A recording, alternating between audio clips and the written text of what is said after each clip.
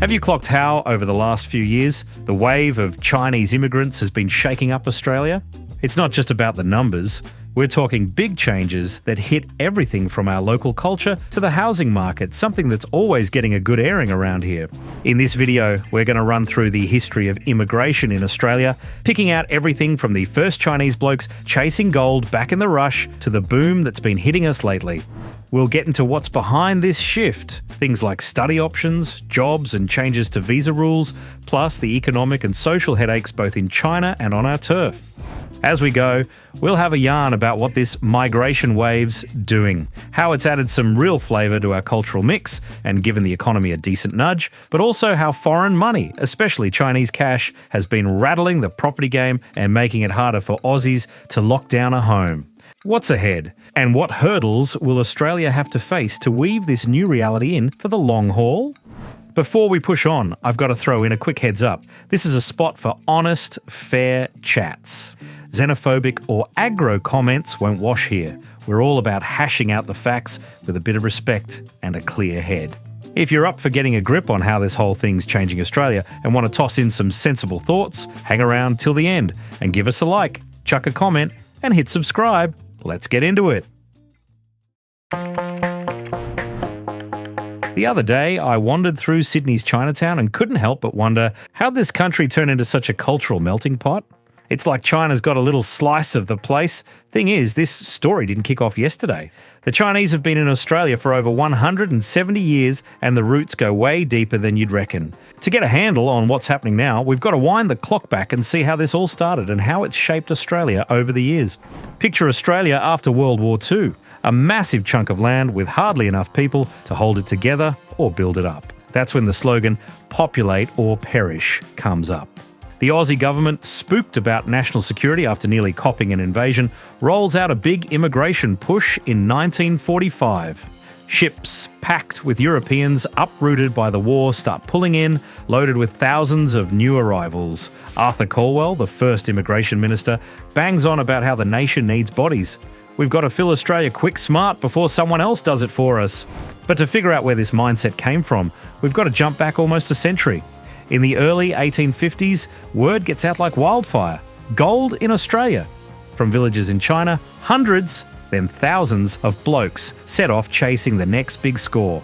The gold rush pulls in punters from everywhere, and the Chinese make up one of the biggest non-European crews of the time. In 1856 alone, over 12,000 Chinese rock up, and by 1861, there's about 38,000 across the Aussie colonies, a bloody impressive 3.3% of the population, a level that wouldn't get hit again till the 1980s. They even poke around spots others ditched and blow me down, still strike gold where no one else saw a speck. It doesn't take long for things to heat up. European settlers, mad on the gold dream, start eyeballing the Chinese as invaders, nicking their riches. What happens? Tensions bubble over, from quiet grudges to flat-out brawls. The ugliest bits, the lambing flat riots, where white miners yelling, "Roll up!" go after Chinese camps in young New South Wales. In June 1861, about 2,000 Europeans charge at the Chinese miners, leaving hundreds banged up and kicking heaps out by force, their tents torched, gear pinched. That mess pushes the colonial government to step in. Later that year, New South Wales slams through the Chinese Immigration Regulation Act to choke off their arrivals. But it wasn't just there. Victoria had already whacked on a £10 head tax and passenger caps back in 1855 to keep the Chinese out. By the 1880s, big names like Henry Parkes are ranting that Brits and Chinese can't mix, and tougher laws pop up across the colonies. Those measures, taxes, dictation tests in European languages, ship quotas, throw up a wall nearly impossible to climb. The big finish comes with federation. In 1901, the shiny new Aussie Parliament rams through the Immigration Restriction Act, locking in the dreaded White Australia policy nationwide. Australia stamps itself as a white nation, shutting out non-British migrants for over 50 years. Here's where you see how these two tales, post-war and the gold rush, tie together. The fear of a Japanese invasion in 1942 makes Aussies rethink their biases and needs. The same country that once freaked out about invading Chinese workers in the 19th century, passing laws to keep them out, now opens the door to Europeans, and later, folks from all over to settle the land. It's not an overnight flip. White Australia only starts crumbling in the 1950s and 70s, but the contrast hits hard. After the war, filling the place up, Trump's staying white, even if they drag their feet on it. And we can't skip the bloody unreal contributions the Chinese brought to Australia, even with all the grief they copped. Plenty of those gold rush blokes stuck around after the shine wore off. They rolled up their sleeves and shook up the colonial economy, opened restaurants and laundries, and really stood out as growers and farmers. By the 1880s, the Chinese were running the veggie game in spots like Sydney. Between 1880 and 1930, their market gardens were pumping out most of the greens for New South Wales. During droughts and rough patches late in the 19th century, it was these farmers who kept the public's health afloat, stocking Aussie tables with fresh, affordable tucker. Ever stop to think how much of Aussie cultures got its roots in the Chinese crew? It wasn't just on the goldfields where they left their mark. With new farming tricks, they turned land most reckoned was useless into thriving plots for tea and tropical fruit. But it didn't stop there. They built temples, started festivals, set up shops, and helped shape the multicultural vibe we've got today. And when push came to shove, their kids were out there in World War I, fighting for Australia. Nowadays, they're doctors, academics, business owners. They're everywhere, proving they're as much a part of this story as any other mob. Ever thought about how many of those contributions are part of your everyday life? So, what's the story behind this boom that's taken the Chinese presence to a whole new level? Why are so many Chinese still rocking up here in 2025? Let's dive into the numbers and the reasons this wave's going gangbusters these days. Let's kick off with the figures because they paint a cracking picture. Back in 2012, Australia had 406,000 people born in China. Decent crew already, but nothing like what rolled in after. By 2022, that jumped to 597,000, a 47% hike, nearly 191,000 more in a decade. Only India topped that, with about 398,000 new arrivals in the same stretch. Today, the Chinese are the third biggest migrant mob here, just behind the Brits and Indians, and in 2021, they were 2.3% of the total population, up from 1.8% in 2012. That's a bloody big leap from the gold days when they hit 3.3% in 1861, a mark they didn't reach again till the 80s. And where are they planting roots? The big cities, no surprises there. In 2016, nearly half were in New South Wales, with 234,000 around Sydney, and Victoria had 160,000, mostly in Melbourne. Queensland clocked 47,000 and Western Australia had 27,000. Those four states are the go-to spots for Chinese immigrants. I see it every day. In Chatswood, Sydney, the streets are packed with Chinese shops and the whiff of Asian tuckers everywhere. Pre-pandemic, in 2019, there were 680,000 temporary visas for Chinese, tourism, study, work, showing how full-on the action was. Between 2016 and 2021, 137,000 came to stay, only pipped by India with 230,000. In 2021, 29% of Aussies were born overseas, and the Chinese are some of the fastest risers, clocking about 8% a year over the last decade. Today, there's nearly 600,000 born in China, plus over 1.2 million with some Chinese blood. It's a curve that's climbing quick, tying the hard yakka of the early Chinese to a present where this mob just keeps growing. But what's bringing this lot over here now? First off, the opportunities are shouting loud. Australia's turned into the dream spot for anyone wanting to study or work somewhere top shelf. We've got about 200,000 spots for Chinese students in our unis, nearly half the international crowd, and I've seen the queues at UNSW in Sydney. Backpackers nattering away in Mandarin. The government makes it a breeze with visas that let you work while you study and then have a go at staying for good. I know a bloke who came for a course in Brisbane and now he's an engineer in Perth. It's that classic study turns into residency. Dodge the Chinese reckons tops. On the business front, the significant investor visa, kicked off in 2012, flung the doors wide for China's big spenders. Stump up $5 million and you're in. First year, 91% of those visas went to Chinese. The 2015 free trade deal with China brought more work and holiday visas, and the job market's crying out for them. IT, engineering, healthcare, they're always short of decent hands. On top of that, the lifestyle's a bloody big carrot. Clean air, safe streets, good schools. A mate from Shanghai told me, back there I was chasing bucks in a smog haze. Here, I jog in the park under a blue sky. Studies say they come for their kids' education and a better life, and Australia delivers that in spades. Between 2022 and 2023, China was the second biggest bunch of permanent migrants, just behind India, proving these draws, education, jobs, quality of life, are doing the business. It's a long way from the gold days when they came out of sheer guts. Now it's choice, pulled in by a country that's opened doors once slammed shut by the White Australia policy. And it's not just Australia pulling, China's giving them a nudge too. The economic boom over there in recent decades built a middle class with cash to splash on sending kids abroad or investing. But it's not all rosy. The race for jobs and schools is cutthroat.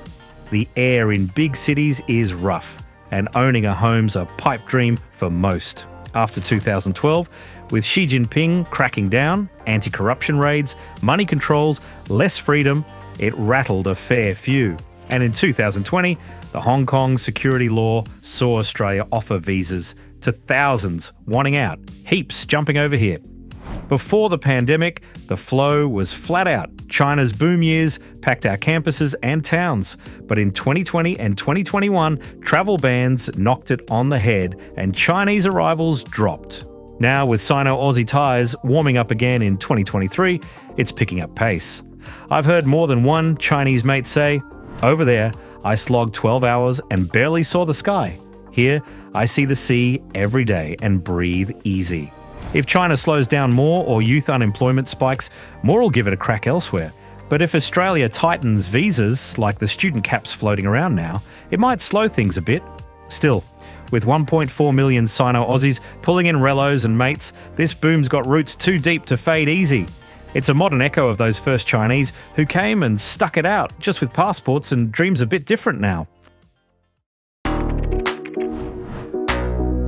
No one can knock the fact that this wave's leaving big marks on Australia's culture and economy, but is it all good news? The big questions are, how are the Chinese changing things around here? What headaches come with it? And what's being done to keep it all humming along nicely? First up, let's talk about what's catching the eye and filling the belly.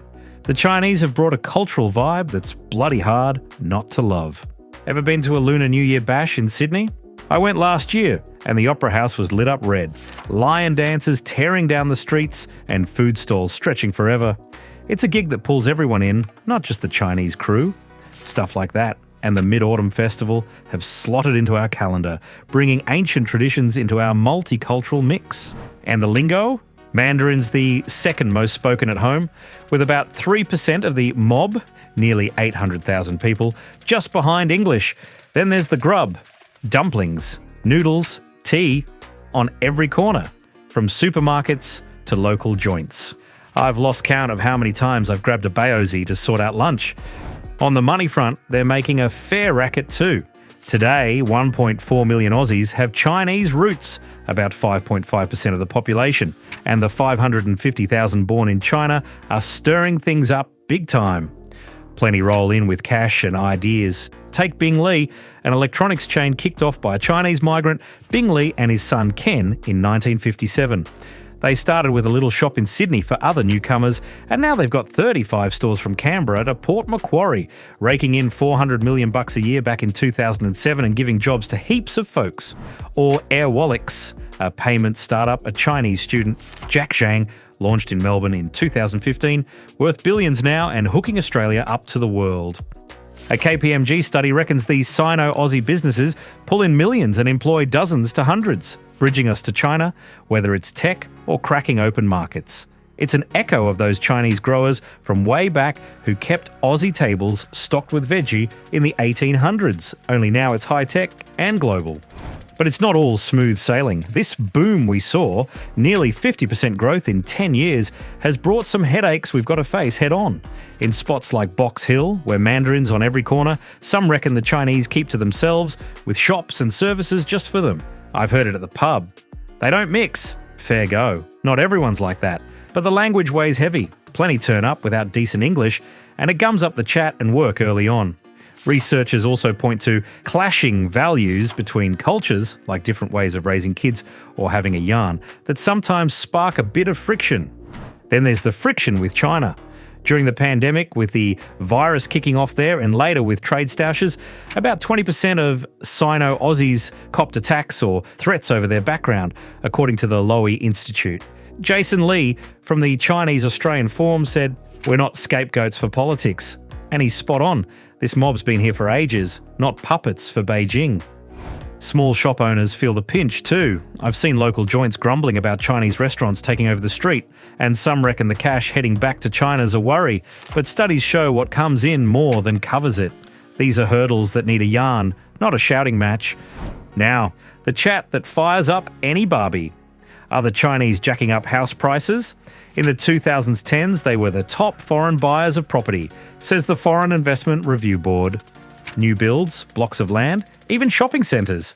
You don't have to go far to hear they buy everything and we're left high and dry. But hold up, the rules here only let foreigners snap up new places or land to build on, not second-hand homes. In Sydney and Melbourne, heaps of new apartments have Chinese cash behind them. I see those towers going up near Chatswood, and it actually boosts supply, doesn't nick anyone's house. And the prices?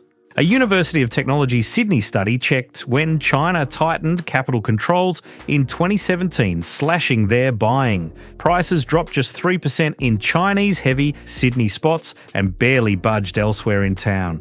The RBA says foreigners, even Chinese ones, are only 0.3% of used home sales. Bugger all impact.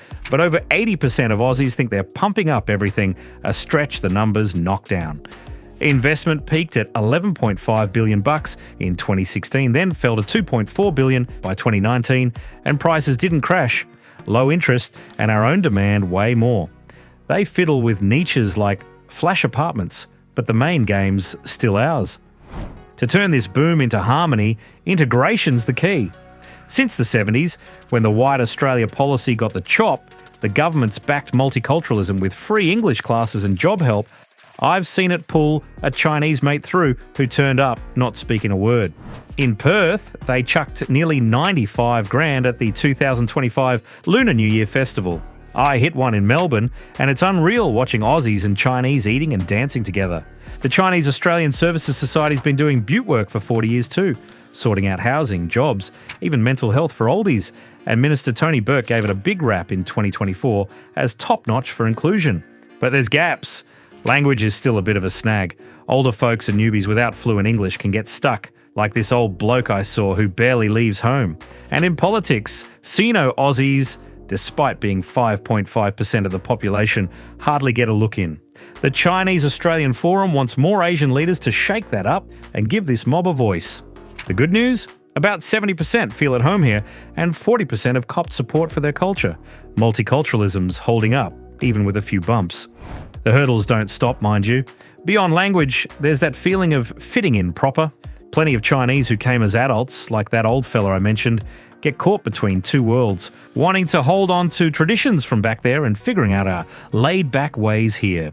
The Aussie media chips in here, like a Guardian piece about New Bo Hua in Maury, a Chinese joint since 1975 run by Ernest and Whitney Lai, dishing out sweet and sour pork to locals who love them. But you don't see enough Sino-Aussies in politics or on the telly. Reckon with 5.5% of the population, they deserve a bit more space to share their yarns and help steer the country. On the cash side, there's another angle worth a yarn. These migrants don't just bring money in, sometimes they send a chunk back, like cash for family in China or investing over there. I've heard mates grumble. They come, earn here, and flog it all off. But the numbers say that's a drop in the bucket next to what stays. Exports to China, like beef and ore, grow with their networks, and their businesses here pay tax and keep Aussies in jobs. Plus, sectors like tourism and hospitality lean on Chinese workers. I've seen Melbourne cafes full of their waiters, and if they vanished, it'd be chaos filling those spots. In the property game, the chat rolls on. Beyond new apartments, there's commercial stuff. Hotels, offices, even farms. A few months back, I stayed at a hotel bought by a Chinese fund, and the manager told me it was nearly bust before, now it's done up and packed out. But there's a scare when it comes to national security, like Chinese firms eyeing ports or power grids, and the government's knocked back a few deals over that. Still, the overall impact's more good than the bogeyman some make out. Their cash helps build, not just buy what's already here. And what's it all mean? The Chinese are here to stay, and Australia's learning to dance to this mix. The Prime Minister, Albanese, hit the nail on the head. These diverse communities are part of our modern story.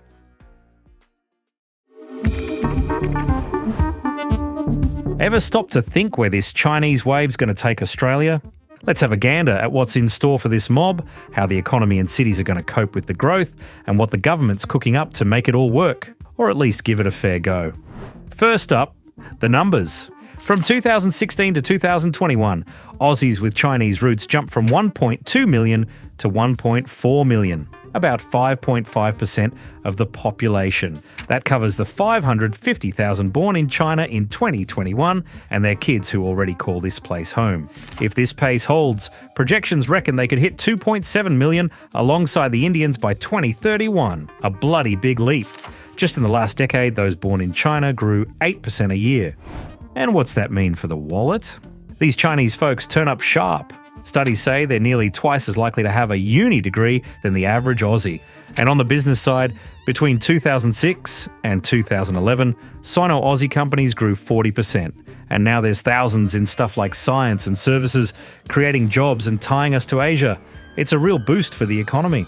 But it's not all slotting in easy. Sydney and Melbourne are getting chockers, and with that, more folks wanting houses, buses, hospitals. About 73% of Aussies reckon the Chinese are pumping up property prices, but the government keeps a lid on it with the Foreign Investment Review Board, and studies say it's more tangled than just pointing the finger.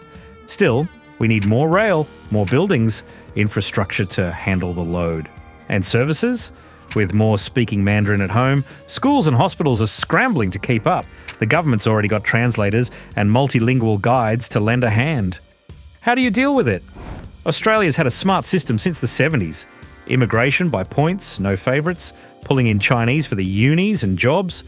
Multiculturalism's the law here, and there's backup for newbies, free English lessons through AMEP. Sino-Aussie community groups with government cash to guide folks and throw parties that bring everyone together. I've seen it work.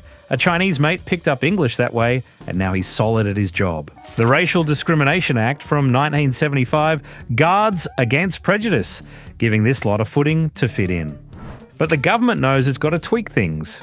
In 2023, they dropped a migration system for Australia's future, a report basically saying it's too slow and messy. Other countries are quicker, and we're losing out.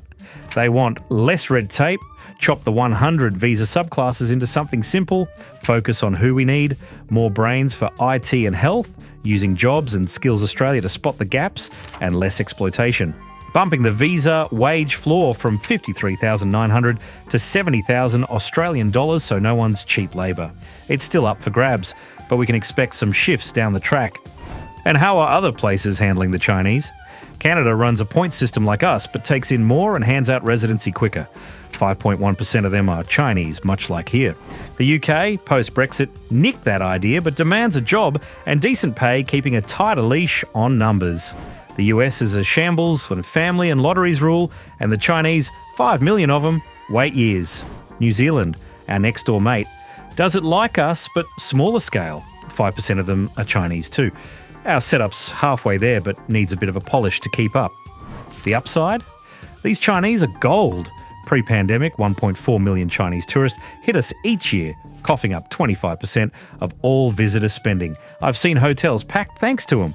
In education, 200,000 Chinese students prop up our unis and plenty stick around, bring in brains.